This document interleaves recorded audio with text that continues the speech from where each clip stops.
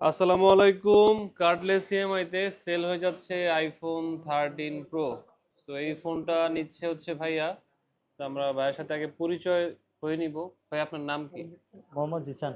এহসান ভাই। কোথা থেকে আসছেন? চিটাগাং থেকে। চিটাগাং থেকে কার্ডলেস ইএমআইতে ফোন নিতে চলে আসছেন। জি। আহ, মানে কিভাবে আপনি শিওর হয়েছেন যে আপনার ডকুমেন্টস মোটামুটি রেডি আছে বা গেলে কিনতে পারবো, ফেরত আসতে হবে না?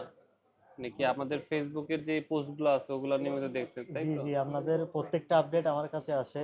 ওকে। আপনাদের পেজ ফলো করি আমি তো ম্যাক্সিমাম। মেইনলি হচ্ছে যদি আপনি পেজটা ফলো করেন আমাদের নতুন নতুন আপডেটগুলো জানতে পারবেন। জি।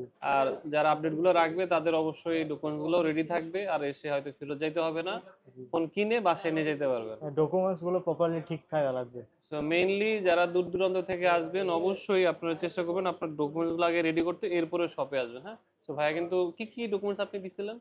প্রথমত যেটা মাস্ট থাকা লাগবে এনআইডি কার্ড।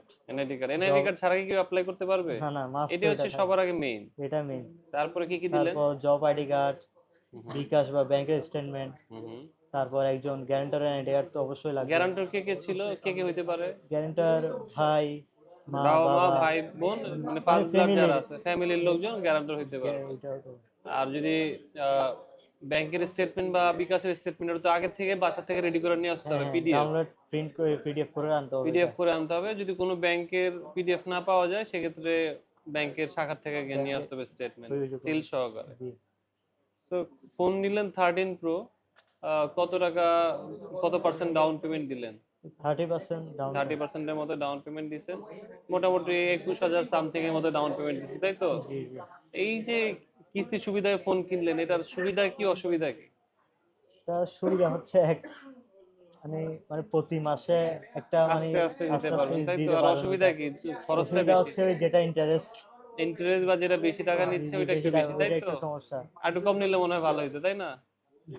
মনে হয় ভালো হইতো, তবে এই পার্সেন্টেজের পরিমাণ হয়তো বাড়তে পারে সামনে। যারা কিনা ফোন কিনবেন কিস্তি সুবিধায় তারা কিন্তু খুব দ্রুতই কিনে ফেলেন আগামী 15 তারিখের মধ্যে। কারণ হচ্ছে আমরা যেই কোম্পানির সাথে কাজ করতেছি তারা কিন্তু বর্তমানে যেই প্রাইসিংটা আছে এটা কিন্তু অফার প্রাইস। ওকে।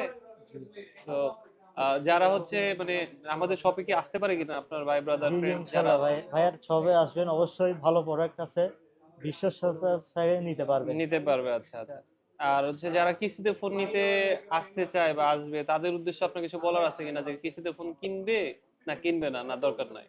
যাদের মনে করেন এক্স্যাক্টলি মনে করেন একটা পুরো বাজেট মনে করে দেওয়া সম্ভব হচ্ছে না, হুম হুম। তারা অল্প কিছু ডাউন পেমেন্ট দিয়ে ভাইয়ার থেকে নিতে পারবেন।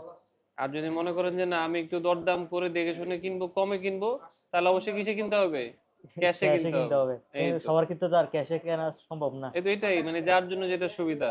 জি। আমরা কি আপনাকে জোর করে বলছি যে ভাই আপনি কিস্তিতে কিনেন না বেশি না, টাকা দিয়ে? এটা নিজের এতে কি ব্যক্তি। আমাদের কোনো লাভ আছে আদৌ? না না, আমাদের এটা কোনো লাভ নেই। আমরা যেই দামে রেগুলার সেল করি ওই দামই, কিন্তু হচ্ছে কিস্তিতে নিলে আপনি যে কোম্পানি আপনাকে টাকাটা দিচ্ছে ওরা হচ্ছে আপনার থেকে এক্সট্রা প্রফিটটা এটা নেবে, তাই প্রফিট। তো? তো ঠিক আছে ভাই, ভালো থাকবেন। চিরং থেকে এসে ফোন নিয়ে যাইতেছেন বাড়ির, ভালোই তো লাগতেছে জি নাকি? জি, ইনশাল্লাহ। আলহামদুলিল্লাহ ভাই, এই হচ্ছে আপনার ফোন। নেন, ভালো থাকেন। আল্লাহ হাফেজ, আসসালামু আলাইকুম।